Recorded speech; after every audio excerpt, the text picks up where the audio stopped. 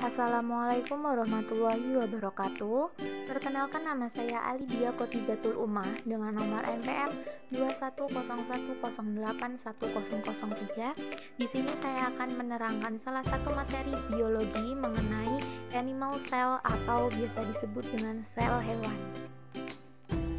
Saya akan menjelaskan sedikit mengenai pengertian sel.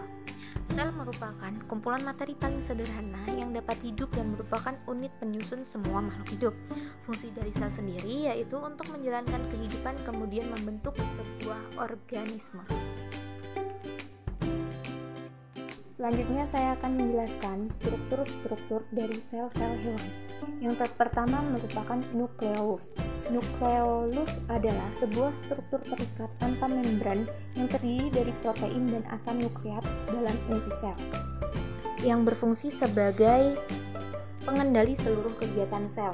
Yang kedua, badan Golgi atau aparatus Golgi, yang berfungsi sebagai penampung protein yang dihasilkan oleh retikulum endoplasma, membentuk lisosom, mengandung enzim pencernaan yang belum aktif.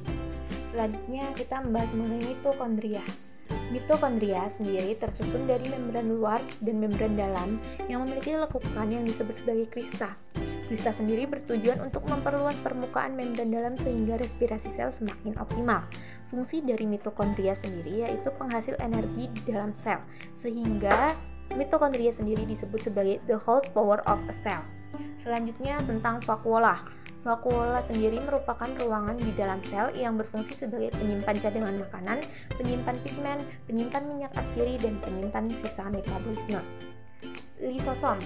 Lisosom merupakan salah satu yang dihasilkan oleh aparatus Golgi atau badan Golgi, berisi enzim hidrolitik atau biasa disebut lisozim, yang berfungsi sebagai pencerna zat-zat yang masuk ke dalam sel, penghasil zat-zat kekebalan, dan pencerna bagian-bagian organel sel yang telah rusak. Setelah lisosom, kita membahas retikulum endoplasma.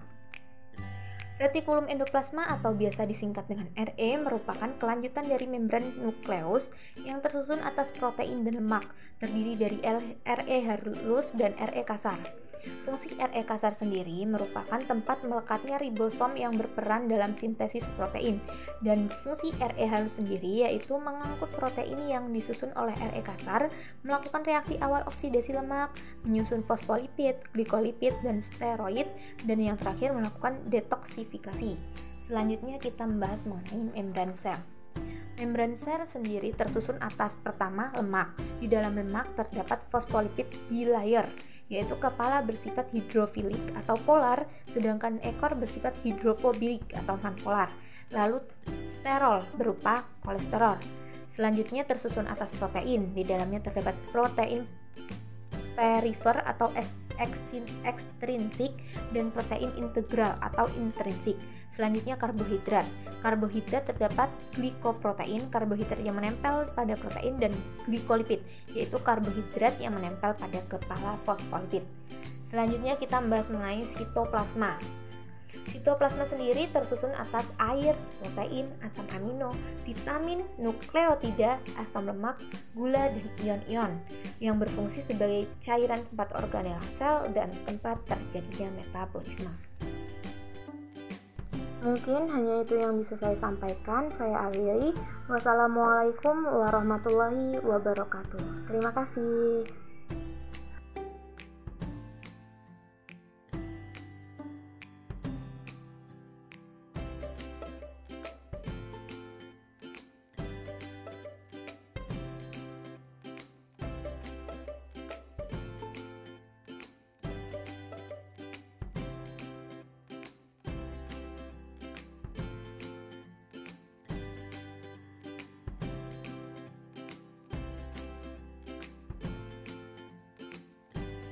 Mungkin hanya itu yang bisa saya sampaikan, kurang lebihnya saya akhiri.